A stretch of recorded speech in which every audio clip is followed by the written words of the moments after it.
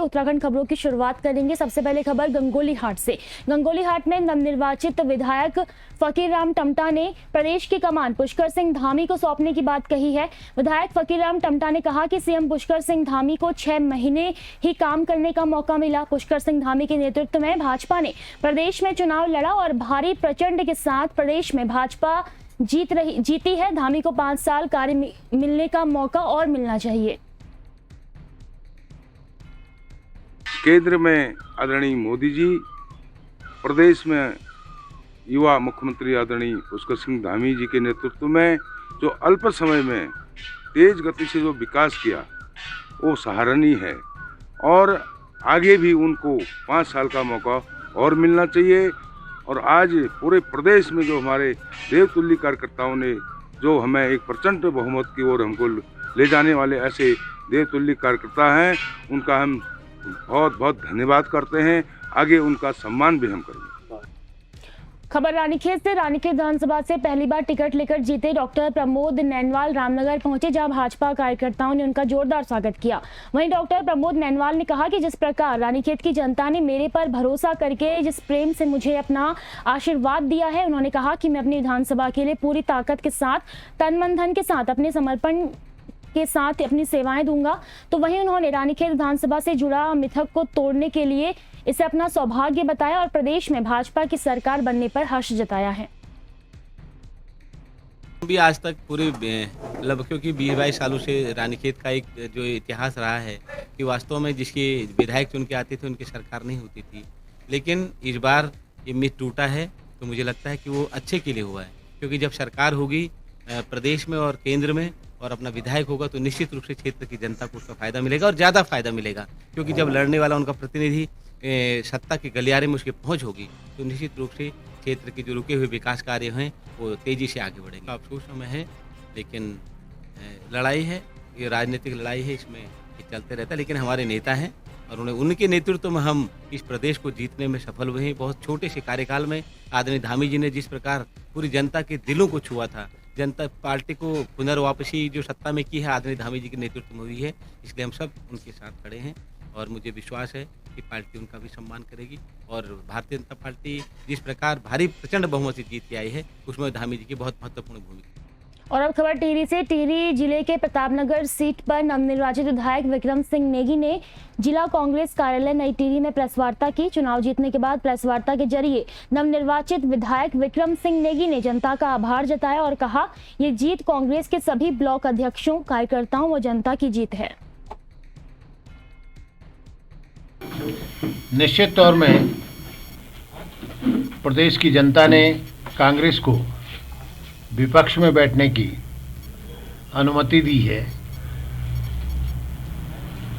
तो विपक्ष में रहकर सरकार जहां जहां जनहित की अवहेलना करेगी, जहां जहां उत्तराखंड चूंकि पर्वतीय प्रदेश के साथ नया प्रदेश भी है और यहाँ पर बेरोजगारी की समस्या, घर गांव में रोजगार और स्वरोजगार के अवसर कैसे पैदा हो सकते हैं, महंगाई ने गरीब की कमर तोड़ दी, इन सब विषयों पर सदन से लेकर सड़क तक लगातार संघर्ष भी किया जाएगा और सरकार को जनहित के लिए मजबूर किया जाएगा।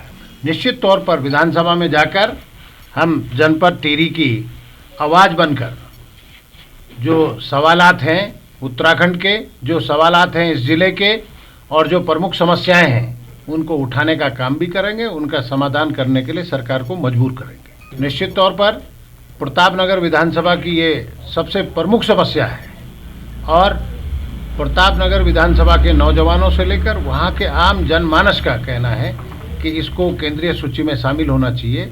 हम सरकार के माध्यम से भी और अपने स्तर से भी इस पर प्रयास करेंगे कि जिससे ये केंद्रीय सूची में शामिल हो सके। खबरों में आगे बढ़ेंगे। प्रदेश के सरकारी अस्पतालों में जहां मरीज डॉक्टर के अभाव में दम तोड़ रहे हैं, तो वहीं दूसरी तरफ सरकारी मेडिकल कॉलेज से एमबीबीएस करने के बाद डॉक्टर अपने बॉन्ड का पालन नहीं कर रहे हैं। ताजा मामला मेडिकल कॉलेज श्रीनगर का सामने आया है। यहां 12 डॉक्टरों ने अभी तक किसी भी सरकारी अस्पताल में अपनी सेवाएं नहीं दी हैं। उन्हें अब चिकित्सा शिक्षा विभाग ढूंढ रहा है। इसके लिए संबंधित जिलाधिकारियों को पत्र भेज इनकी खोजबीन करने के आदेश भी जारी कर दिए गए हैं। साथ ही इन्हें अस्पतालों में ज्वाइनिंग करने के भी आदेश दिए गए हैं। डीजी हेल्थ से सूचना आई थी 2020 में कि 75 डॉक्टर आपके यहाँ से जो है गायब चल रहे हैं, जिनको हमने दिया या तो उन्हें ज्वाइन नहीं किया। ये कि हम लोगों ने जो है पहले तो उनको पत्र भेजा, पत्र के बाद जो है हमने दैनिक जो हमारे राष्ट्रीय पेपर है उनके माध्यम से हमने इनकी पूरी लिस्ट निकाली थी। उसके बाद कई लोगों ने ज्वाइन कर लिया था, कई लोग पीजी करने चले गए थे। तो फिर एक लिस्ट हमारे पास बची थी जिसमें 20 बच्चों का पता नहीं चल पा रहा था। उन 20 बच्चों को फिर हमने जो है मार्च 2021 में हमने जो है संबंधित डीएम के माध्यम से उनको वसूली के लिए हमने पत्र भेजा था, जिनमें से हमारे करीब 2 विद्यार्थियों ने 2008 बैच के डॉक्टर प्रतिभा सिंह और डॉक्टर चित्तार बिष्ट द्वारा जो है 33,24,367 रुपये जमा करके बॉन्ड से मुक्त हो गए हैं। दूसरी 2009 बैच की जो है डॉक्टर वर्षा पवार थी, उन्होंने डीजी हेल्थ में ज्वाइनिंग दे दी है। 5 लोग कुछ कोर्ट में गए हुए हैं। फिर हमने जो है फरवरी 2022 को 12 जिनका कुछ अता पता नहीं चल रहा, हमने जो संबंधित जिलाधिकारी को इनसे वसूली के दोबारा हमें अनुस्मारक भेजा है, ताकि या तो वो अपने अपने विभागों में ज्वाइन कर ले या फिर जो है जो बॉन्ड की धनराशि की वसूली जमा करते हुए फिर वो बॉन्ड मुक्त हो जाए। और अब खबर पिथौरागढ़ जिले से। पिथौरागढ़ जिले में बीते दिन बच्चों ने कलेक्टर परिसर में जमकर प्रदर्शन किया। दरअसल 1 मार्च को घर से मंदिर जाने के लिए निकली 14 वर्षीय नाबालिगा का अपहरण कर दुष्कर्म किया गया। पुलिस इस मामले में अब तक 4 आरोपियों को गिरफ्तार कर चुके हैं। हालांकि कुछ लोग अभी भी गिरफ्तार नहीं हुए हैं।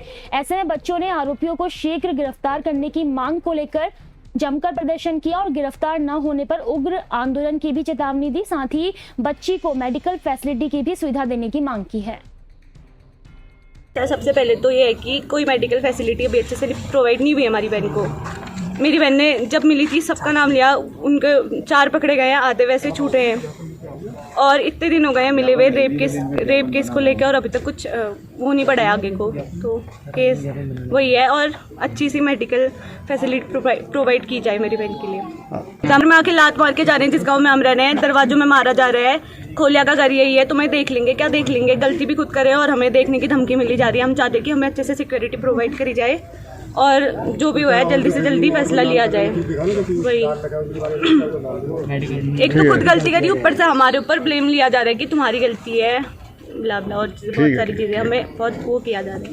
खबरों में आगे बढ़ेंगे। खबर पिथौरागढ़ से ही, जहां पर इन दिनों जमकर धरना प्रदर्शन देखा जा रहा है। दरअसल मतगणना खत्म होने के बाद पूर्व जिला पंचायत अध्यक्ष वीरेंद्र बोरा और भाजयुमो जिलाध्यक्ष शुभम चंद के बीच हुई मारपीट के मामले ने तूल पकड़ लिया है। दरअसल मतगणना के दिन पिथौरागढ़ जिले में 2 सीटों पर मिली जीत के बाद भाजपा कार्यकर्ता पिथौरागढ़ नगर में विजय जुलूस निकाल रहे थे। मतगणना स्थल से कुछ दूर पूर्व जिला पंचायत अध्यक्ष वीरेंद्र बोरा और भाजयुमो जिलाध्यक्ष शुभम चंद के बीच बहस के साथ हाथापाई हो गई। भाजयुमो जिलाध्यक्ष शुभम चंद ने आरोप लगाया है कि पूर्व जिला पंचायत अध्यक्ष वीरेंद्र बोरा नशे में थे, तो वहीं पूर्व जिला पंचायत अध्यक्ष ने भी शराब के नशे में उनके साथ हाथापाई करने का आरोप लगाया है। ऐसे में पुलिस ने दोनों की तहरीर पर मुकदमा दर्ज कर जांच शुरू कर दी है। तो वहीं युवा कार्यकर्ताओं ने भी जोरदार प्रदर्शन किया और कार्यवाही न होने पर आंदोलन करने की चेतावनी दी। ये देखिए मेरे सर में जो चोट है, ये चोट वहाँ पर लोहे की रोड से मेरे मारी गई। वहाँ पर मैं बार जब वहाँ पर मेरे ये गले का निशान, ये देखिए मेरा एक सारथी है भाई यहाँ पर मैं, जिसका हाथ तोड़ दिया गया। और मुझे जब मैंने मना किया तो मुझे जान से मारने की धमकी दी गई। पिथौरागढ़ में तुझे देख लेंगे, पिथौरागढ़ में ऐसा कर देंगे, पिथौरागढ़ में वैसा कर देंगे। अगर जिस तरीके से इन लोगों ने अवहेलना की है, एक मेरे मान सम्मान को ठेस पहुँचाई है। मैं प्रार्थना करता हूँ अगर न्यायालय से मुझे इंसाफ नहीं मिलता है तो मैं एक उग्र आंदोलन के रूप में बात दूंगा। और अब खबर टिहरी जिले से। टिहरी जिले में इन दिनों वन विभाग कंट्रोल बर्निंग कर रहा है और वनाग्नि की घटनाओं को देखते हुए अति संवेदनशील क्षेत्रों को चिन्हित कर रहा है। नई टिहरी डीएफओ का कहना है कि फायर सीजन को लेकर सभी तैयारियां पूरी कर ली गई हैं और स्टाफ की भी तैनाती की जा चुकी है। कंट्रोल रूम के जरिए जिले में फायर संबंधित घटनाओं की मॉनिटरिंग की जा रही है और साथ ही लोगों को भी जागरूक किया जा रहा है। विभाग के द्वारा दो तरह से तैयारियां की जाती है, एक प्रिवेंटिव मेजर्स और एक आग लगने के दौरान क्या हो। तो प्रिवेंटिव मेजर्स में हम लोग कंट्रोल बर्निंग कर देते हैं अपने जंगलों की, उसके बाद फायर लाइन की फुकान कर देते हैं, वृक्षारोपण के चारों तरफ साफ सफाई कर देते हैं, और उसके बाद आग को रोकने के लिए जनपद में 176 क्रूज स्टेशन और इस डिवीज़न में 48 क्रूज स्टेशन बनाए गए हैं, जिनमें कि 8 से 10 स्टाफ हमेशा तैनात रहता है कि कहीं पर भी आग की सूचना लगे तो तुरंत पहुंचकर उसको बुझाया जाए। ग्रामीणों से सहयोग के लिए हमारे टीम के द्वारा मीटिंग भी की जा रही है गांव में, और उनसे सहयोग प्राप्त करने की अपेक्षा की जा रही है।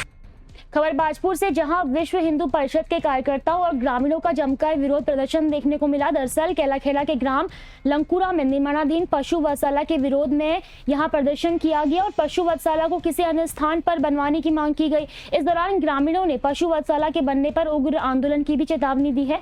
हंगामे की सूचना मिलते ही विश्व हिंदू परिषद के जिला मंत्री यशपाल राजहंस भी मौके पर पहुंच गए। साथ ही सीओ वंदना वर्मा सहित भारी मात्रा में पुलिस बल भी तैनात हुआ है। ग्राम प्रधान शेर चंद्र कंबोज ने बताया कि जिस स्थान पर पशु वधशाला का निर्माण होना है उसके पास में धार्मिक स्थल बना हुआ है और किसानों की भूमि भी है। इस दौरान आक्रोशित लोगों ने जिलाधिकारी को संबंधित ज्ञापन नगर पंचायत अधिकारी को दिया। 2 वर्षों से निरंतर किलाखेड़ा क्षेत्र के पास जो गांव है लंकुरा, वहां पर स्लेटर हाउस बनाने की बातचीत चल रही है। पूर्व में जो सरकार थी, सरकार के जो यहाँ नुमाइंदे थे उनको भी बातचीत रखी गई और उन्होंने जनता के मनोभाव को समझते हुए इस पर रोक लगाने का काम किया। खैरवाल जी के आदेश पर वाजपेयी जी जो पूर्व में यहाँ पर उप जिलाधिकारी महोदय थे, उनकी अध्यक्षता में कमेटी नियुक्त हुई और उस कमेटी ने इस विरोध को लिखित रूप में, जिसमें ईओ साहब जो इस नगर पंचायत क्षेत्र के ईओ हैं और जो यहाँ पर सीओ साहब हैं और उस समय जो अध्यक्ष थे एसडीएम साहब, उन तीनों की रिपोर्ट में उच्च न्यायालय को ऐसा भेजा गया कि यहाँ पर भारी विरोध है। फिर उसके बाद भी यहाँ पर कुछ हलचल हुई है, जहाँ पर निर्माण कार्य करने की बातचीत चल रही है। ये हमारे शासन से और प्रशासन से मांग है कि पिछले काफ़ी समय से, लगभग 2 साल से ये चल रहा है स्लेटर हाउस जो निर्माण का यहाँ प्रक्रिया चल रही है, और पिछले शुरू से ही जब से ये प्रक्रिया शुरू हुई है हज़ारों की संख्या में लोग एकत्र होकर इसका विरोध करते रहे। शासन और प्रशासन की पूरी तरह से अवगत कराया गया है। माननीय एसडीएम साहब मौके पे पहुंचे थे, तहसीलदार साहब भी उस चीज़ से अवगत हैं, उन्हें लिखित में भी अवगत कराया गया था। और जब हज़ारों की संख्या में यहाँ भीड़ इकट्ठी थी तब भी उन्हें पता था कि यहाँ विरोध है, लेकिन उसके बावजूद भी शासन ने किस आधार पर ये मंजूरी दी है हम नहीं समझ पा रहे हैं। किलाखेड़ा क्षेत्र का मामला है। यहाँ पर एक पीपीपी मोड में स्लॉटर हाउस का निर्माण किया जा रहा है, जिसमें माननीय न्यायालय से भी परमिशन प्राप्त है। तो वर्तमान में कुछ गांव के लोगों के द्वारा इसका विरोध किया जा रहा है। तो फिलहाल इसमें एक ज्ञापन नगर पालिका को उनके द्वारा दिया जा रहा है, जिसमें वो अपने विरोध के संबंधी बातों को बता रहे हैं। साथ ही साथ इसमें पीएससी की व्यवस्था और पुलिस फोर्स की व्यवस्था हमारे द्वारा कर ली गई है, और इसमें यदि कोई भी इनको आपत्ति है तो इसमें माननीय न्यायालय के समक्ष ही अपनी आपत्ति का निराकरण ये लोग कराएंगे। इसमें हमने जहाँ पर निर्माण होना है वहाँ पे पीएससी मौजूद है हमारी। इसके साथ हम लोग थाने के फोर्स है, गदरपुर थाने से भी हमने फोर्स इसमें रेडी रखा है, और साथ में मैं भी यहाँ पर मौजूद हूँ। और फिलहाल खबरों में बस इतना ही। मुझे दीजिए इजाजत, आप बने रहिए संवाद 365 के साथ। नमस्कार।